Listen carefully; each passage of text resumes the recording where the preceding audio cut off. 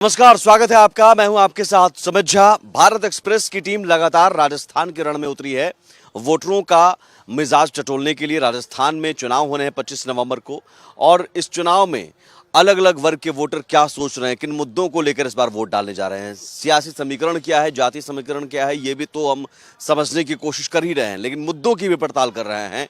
और खासतौर पर अलग अलग वर्ग के वोटरों से सीधे संवाद कर ये जानने की कोशिश की उनके मन में क्या है, महिलाओं के मन में क्या है, और साथ ही साथ युवा वर्ग की आबादी भी, युवा वोटरों की आबादी भी अच्छी खासी संख्या है, और वो बड़ी भूमिका निभाते हैं सरकार बदलने और बनाने में।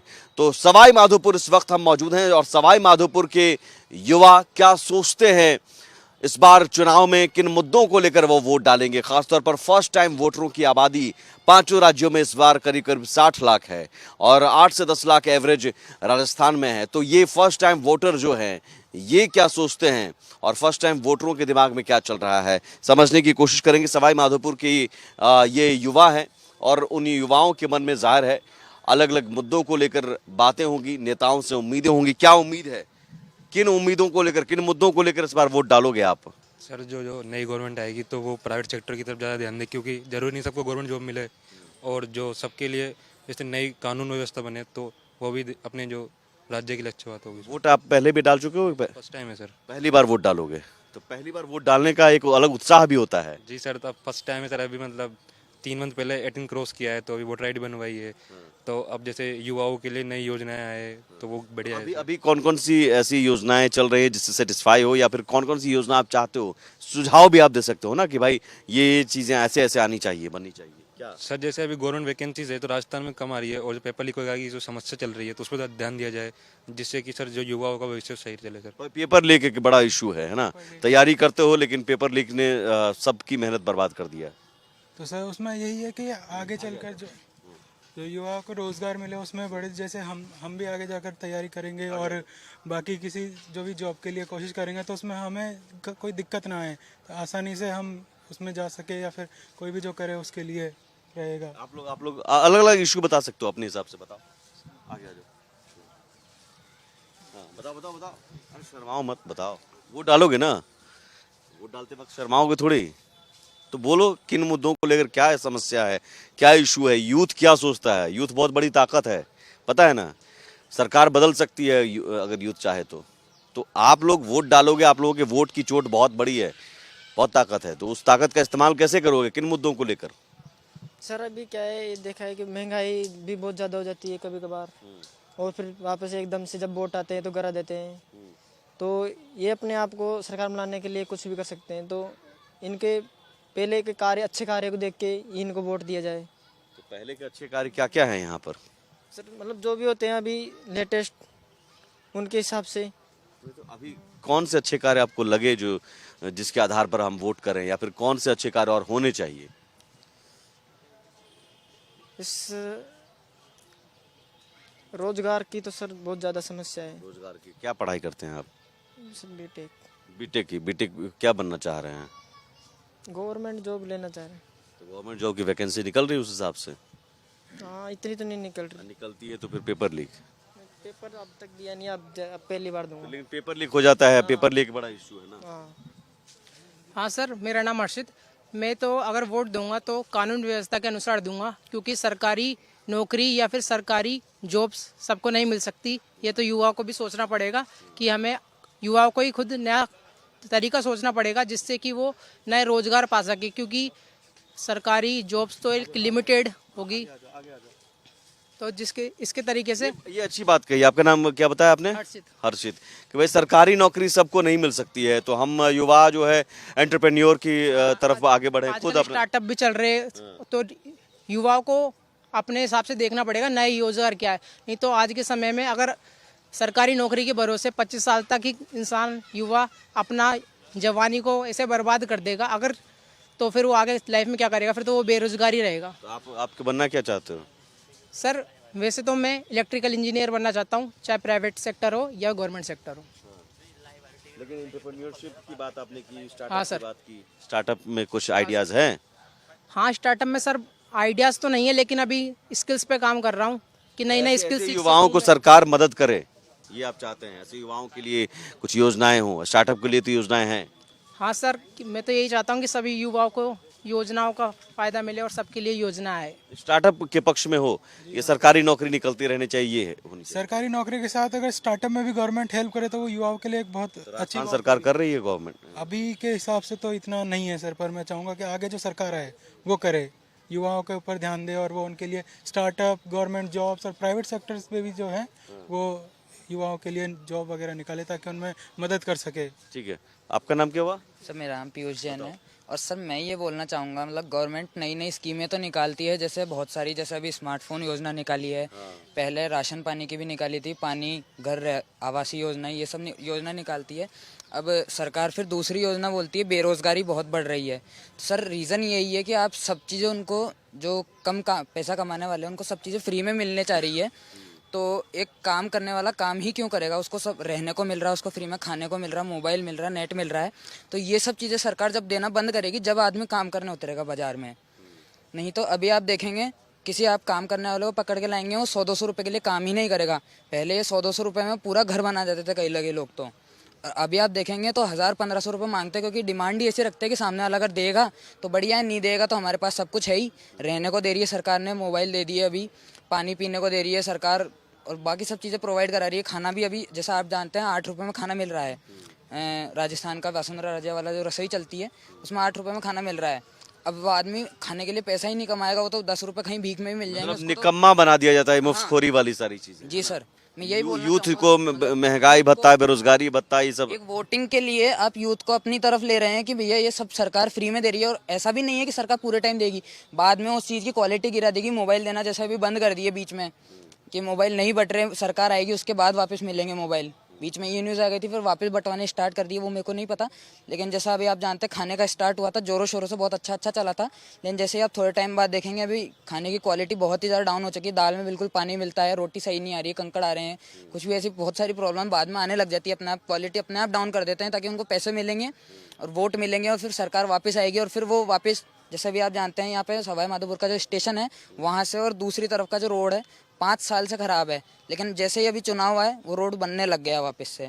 चुनाव के वक्त सब कुछ होने लगता है। सब कुछ सही हो जाता है सर, चुनाव के वक्त सब कुछ याद आ जाता है उनको कि हमारी जनता भी है, हमारे काम करने वाले भी हैं। लेकिन जैसे ही चुनाव खत्म होंगे वो सब भूल जाते हैं, वो फिर पैसा कमाने में लग जाते हैं। मुफ्तखोरी, जो मुफ्त वाली योजनाएं हैं वो छोड़ के निकम्मा बनाने के बजाय युवाओं को ज्यादा काम दो, रोजगार दो, ये होना चाहिए। हाँ, सरकार को रोजगार बढ़ानी चाहिए। रोजगार में सरकारी नौकरी या फिर अपने सरकारी नौकरी ही नहीं, बाकी प्राइवेट सेक्टर में इनके अंदर भी जॉब प्रोवाइड करानी चाहिए। जैसे कि हम देखते हैं कि राजस्थान, ये अपने नॉर्थ साइड के जो स्टेट हो गए, राजस्थान, यूपी, बिहार, इनके लोग सरकारी जॉब के पीछे ज़्यादा जाते हैं, प्राइवेट जॉब, जबकि आजकल प्राइवेट जॉब की क्वांटिटी बढ़ रही है। मतलब जैसे कि बेंगलोर हो गया, नोएडा हो गया। सरकार कहती है कि आप खुद उद्यमी बनो, आप रोजगार दो, तो उस लिहाज से आप लोगों की सोच है क्या कि भाई खुद रोजगार हम दे सकते हैं? ऐसा उसके लिए शायद मुझे ऐसे लगता है कि सरकार को नई नई स्कीम लानी चाहिए, उन बच्चों को जो पढ़ रहे हैं उनको प्रोत्साहित करना चाहिए, तभी वो अपने से वो कर पाएंगे। बताओ तुम बताओ क्या बोलो। जैसे अभी सरकार वो चला रही है फास्ट फूड का, तो फास्ट फूड में भी इतनी बढ़िया क्वालिटी नहीं आ रही है, जो खराब आता है। मतलब उसमें दाल बढ़िया आ रही है, तेल वैसे बेकार आ रहा है, चीनी बेकार आ रही है, बिल्कुल घटिया क्वालिटी का प्रोडक्ट दे रही है। जिस चुनाव के टाइम दे रहे, पहले क्यों नहीं दिया सरकार ने? फिर ये तो बस चुनाव वोटों के लिए सब ऐसे कर रहे हैं। तो यूथ इन मुद्दों को लेकर वोट डालेगा? युवाओं के आप जो वोट डालोगे क्या ये सोच के कि जो अच्छा खाना दे, या फिर खाना ना दे, फ्री का खाना ना दे हमको? फ्री का भी ना दे रहे, लेकिन दे तो बढ़िया क्वालिटी का देना चाहिए इनको। फ्री का देना चाहिए या नहीं देना चाहिए? फ्री का तो बिल्कुल नहीं देना चाहिए। फ्री का नहीं देना चाहिए। फ्री का दोगे तो कौन कमाएगा खाएगा? फिर तो वो आप काम दो, हाँ, रोजगार देना चाहिए सरकार को। खुद कमाएगा, खुद कमाएगा जब खाएगा। अब फ्री का दे रहे तो कमाएगा क्यों? अच्छा, क्या पढ़ाई करते हो आप? बीटेक इंजीनियरिंग कर रहा हूँ, 3rd ईयर में। आप क्या बनना चाह रहे हो? मैं अभी तो आर्मी की तैयारी कर रहा हूँ, आर्मी में लगना चाहता हूँ मैं। अच्छा, इंजीनियर नहीं? नहीं। हाँ, तो आर्मी की तैयारी, तो आर्मी की तैयारी के लिए तो फिट एंड फाइन रहना जरूरी है, खाना भरपूर जरूरी है, तो वो सब तो चल रहा है सर। चल रहा है। तो राजस्थान सरकार की जो मुफ्त वाली राशन है उससे तो नहीं चाहिए हमको, तो मुफ्त वाला नहीं चाहिए। मुफ्त वाला नहीं चाहिए? नहीं चाहिए। मुफ्त वाला नहीं चाहिए। सरकार जो मुफ्त राशन बांट रही है, युवाओं को चाहिए कि भाई काम दो, हमारे पास हाथ पैर हैं, हम कमा लेंगे, खा लेंगे खुद से, मुफ्त कुछ नहीं चाहिए। हाँ सर, मुफ्त तो कुछ भी नहीं चाहिए। अगर कम और क्या क्या इशू है, और क्या क्या इशू है सर, युवाओं के मन में? युवाओं के मन में अभी तो आपको पता है गवर्नमेंट जॉब से सबसे ज़्यादा इश्यू है वैकेंसी वगैरह का, तो वैकेंसी नहीं निकल रही है। और मेन चक्कर है जो युवा मेहनत करते हैं उसके अलावा पेपर लीक हो रहे हैं, पैसे दे के मतलब उनमें कुछ भी होके पेपर लीक हो रहे हैं, तो उससे मेहनत करने वाला छात्र है वो तो पीछे रह जाता है ना सर। तो इससे भ्रष्टाचार ही बढ़ेगा ना, और कुछ भी नहीं होगा। पेपर लीक को लेकर किसी ने आवाज उठाई क्या यहाँ के नेताओं ने? कोई यहाँ तो कुछ भी नहीं, पहले हुआ था, बाद में फिर पेपर लीक हो रहे हैं, बंद ही नहीं हुए वो। ये है सर। तो पेपर लीक एक बड़ा इशू है इस बार के चुनाव में। जी हाँ सर, युवाओं के लिए पेपर लीक ऐसे है ना सर कि जैसे आज हम मेहनत कर रहे हैं, कल पेपर लीक हो जाए, हमारी मेहनत तो बर्बाद है उसमें, फिर हम क्या करेंगे? ये दिक्कत है। तो पेपर लीक के अलावा युवाओं को जो मोबाइल और ये सारी चीजें दी जाती है उससे खुश नहीं होते हैं? सरकार भाई बांटती है तो ये सोच कर कि युवा खुश होंगे, छात्राओं को मोबाइल दे रही है। वो मोबाइल देते हैं ताकि उनका सही इस्तेमाल किया जाए, इंटरनेट पे क्या कहते हैं अपनी पढ़ाई से रिलेटेड चीज़ें देखी जाए, लेकिन जब कोई चीज़ फ्री में मिलती है तो उसकी कदर नहीं होती है, तो वो उसे गलत तरीके से भी यूज़ कर सकते हैं। तो हमारा ये है कि को भी बेच देते हैं, कई लोगों ने तो वो फ़ोन भी बेच दिया है। मेरे जानने वाले कई लोग हैं जिनको वो फ़ोन मिला है, मुफ्त मोबाइल जो मिला वो बेच दिया। को भी बेच दिया उन्होंने, और उससे भी दारू पी ली कई लोगों ने। तो मेरे जानने नशाखोरी भी है क्या इस इलाके में? कोई युवा नशे की लत में के शिकार हो रहे हैं क्या? किस जगह पे नहीं है? एक यूपी को छोड़ के आप कोई ऐसी जगह बता दीजिए। योगी राज में नहीं है, योगी राज में मैंने देखा है वहाँ पे रियल में, यहाँ पे हर जगह आपको नशाखोरी मिल अभी जाएगी। योगी बाबा चाहिए क्या? यहाँ भी चाहिए, यहाँ भी चाहिए, वैसा राज चाहिए, वैसा राज चाहिए योगी राज जैसा। योगी राज चाहिए। क्यों ऐसा? योगी राज में क्या है? रेट आप देखिए बहुत कम हो चुके हैं, बहुत ही ज्यादा कम हो चुके हैं। यूपी पहले क्राइम के लिए बहुत बदनाम था कि यूपी है, अब राजस्थान चलता है सट्टाखोरी, सट्टाखोरी होगी, अपने टिपिंग विपिंग के जो लड़ाई दंगे बहुत हो रहे हैं यहाँ पे, आप देख सकते हैं। आए दिन मर्डर के केस आ रहे हैं, आए दिन केस नया केस आता है। आए दिन हम देखते हैं कि जैसे कि अभी कानून व्यवस्था बिल्कुल नहीं है राजस्थान में, बिल्कुल खत्म हो चुकी है। यानी जैसे कि हम आए दिन देखते हैं, सुनते हैं, अखबारों में न्यूज़ में देखते हैं रोजाना कि आए वहाँ पर मर्डर हो गया, वहाँ पर अपनी बहन बेटी बिल्कुल भी सुरक्षित नहीं है अभी राजस्थान में अवेलेबल, बिल्कुल खत्म हो चुका है। हमको सवाई माधोपुर तो एक पर्यटक स्थल है, टूरिज्म प्लेस है, यहाँ भी वही हाल है। प्रेस चल गया रणथंभौर के उस है, सब है, सुरक्षित है, बट आए दिन अपन देखते हैं जैसे कि कोई कोई मुद्दे ऐसे होते हैं कि अंदर ही दबे रह जाते हैं, बाहर निकल नहीं पाते। यानी कानून व्यवस्था बिल्कुल ऐसी हो चुकी है कि बिल्कुल पैसा खा के बिल्कुल यानी बाहर नहीं आने देती उसको, कानून को, मामले को, उसको बाहर पुलिस रफा दफा कर देती रफा दफा हो जाता है। इंस्टेंट है ना, जो योगी के राज में एक चीज है कि कुछ भी क्राइम होगा ना तो इंस्टेंट एक्शन हो जाता है, हैंड टू हैंड। लेकिन यहाँ पे इंस्टेंट एक्शन बिल्कुल भी नहीं होगा, यहाँ पे धीरे धीरे चलता रहेगा, धीरे धीरे बात आएगी, और अगर न्यूज में बात आएगी तो फैलेगी, नहीं तो वो दबी जाएगी बात। तो इंस्टेंट एक्शन के लिए यहाँ पे भी योगी राज युवाओं को चाहिए, राजस्थान के युवाओं को, सवाई माधोपुर के युवाओं को योगी राज चाहिए। तो योगी कानून जस्ट सोल्यूशन आना चाहिए सर। जैसे कि अभी कोई कुछ हुआ, नौकरी रोजगार ये सब कर लेंगे, सब कर लेंगे सर, होता है सब। हम अब जब हम सुरक्षित ही नहीं रहेंगे तो रोजगार का क्या करेंगे सर? हम जब हम सुरक्षित ही नहीं है, हमारी बहन बेटियां सुरक्षित नहीं है सर, तो हम रोजगार का क्या करेंगे? पहले सुरक्षित है पहले। बताओ भाई, पीछे खड़े होकर आप सुन रहे हो, बताओ आओ, क्या सुरक्षा चाहिए, कानून व्यवस्था चाहिए या रोजगार नौकरी चाहिए? सर सारे मुद्दे तो सारे ही है, सारी सुविधा चाहिए मतलब कि, तो सबसे कानून व्यवस्था सबसे बढ़िया होनी चाहिए। युवाओं का वोट बहुत ताकत रखता है ना, तो आप लोग ये दिमाग में, जहन में क्या लेके जाते हो, जाओगे? पहली बार वोट डालने जा रहे होगे, पहली बार फर्स्ट टाइम वोटर हो, फर्स्ट टाइम वोटर की बहुत बड़ी भूमिका है, तो क्या सोच के जाओगे, क्या दिमाग में रहेगा वोटिंग पोलिंग बूथ पर जाओगे तो? सर विकास और कानून व्यवस्था का ये रहेगा कि विकास एक तो अच्छा हो, क्योंकि हमारे यहाँ पर जो भी लास्ट बार जो रहे कुछ भी नहीं हुआ, जो इस साल गुजर के गए अब तक कुछ नहीं। वैसे लोकल कैंडिडेट को देखोगे या पार्टी को देखोगे या सरकार का चेहरा देखोगे? क्या देखोगे?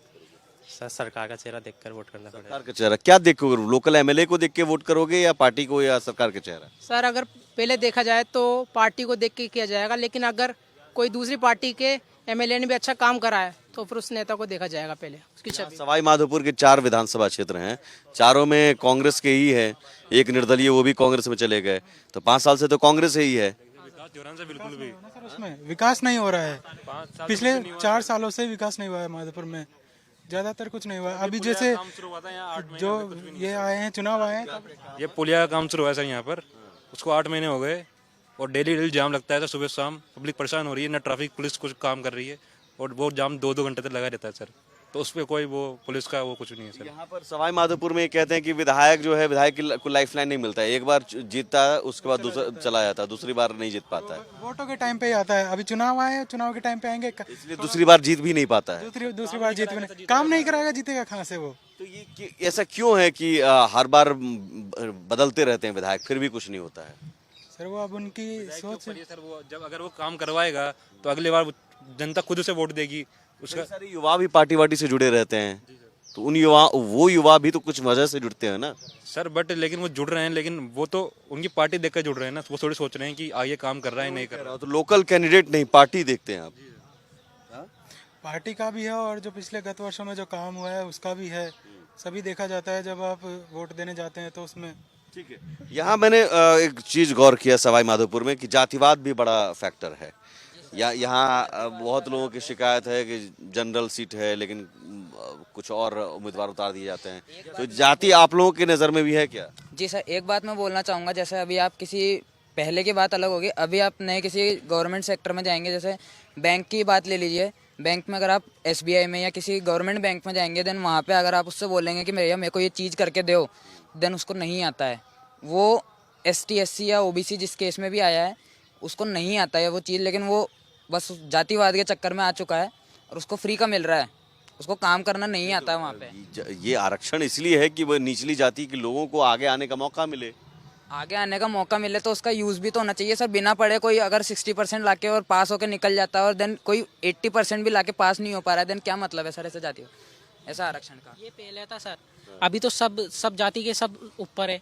ऐसी कोई आप जाति बता दो जिसके लोग बड़ी पोजीशन पे नहीं, सब लोगों के सब पहले कास्ट बेस्ड पे था, क्योंकि वो पहले भी वो कास्ट में वो लोग गरीब थे, तो मेरे हिसाब से तो ये पॉवर्टी के बेस पे हुआ, कास्ट बेस पे नहीं हुआ। आर्थिक तौर पर आरक्षण, अब मुझे ये लगता है कि आर्थिक तौर पे ही करना चाहिए आरक्षण। अगर कोई है, कोई जनरल है और वो गरीब है तो उसको वो भी तो वंचित रहेगा। लेकिन अभी भी गहलोत सरकार, गहलोत जी कह रहे हैं जाति जनगणना हम कराएंगे अगली बार आए तो। कॉन्स्टिट्यूशन में भी ये लिखा हुआ था कि आरक्षण कुछ समय बाद खत्म भी करना होगा, देन कांग्रेस ने उसको आगे बढ़ाया, देन उसको बढ़ावा देना ही नहीं चाहिए था। जातीय जनगणना करा रहे हैं, जातीय जनगणना ठीक है, सही है, होना चाहिए जातीय जनगणना। भाई मीणा को कितने हैं, गुर्जर कितने हैं, ये सारे पता, ये तो ऑब्वियसली पता चलना चाहिए ना, कितने लोग कितनी क्वांटिटी में बढ़ रहे हैं, जैसे तो उस हिसाब से फिर उनकी आरक्षण भी उनको ऐसा मिलेगा। हिसाब से मिलेगा ना आरक्षण भी।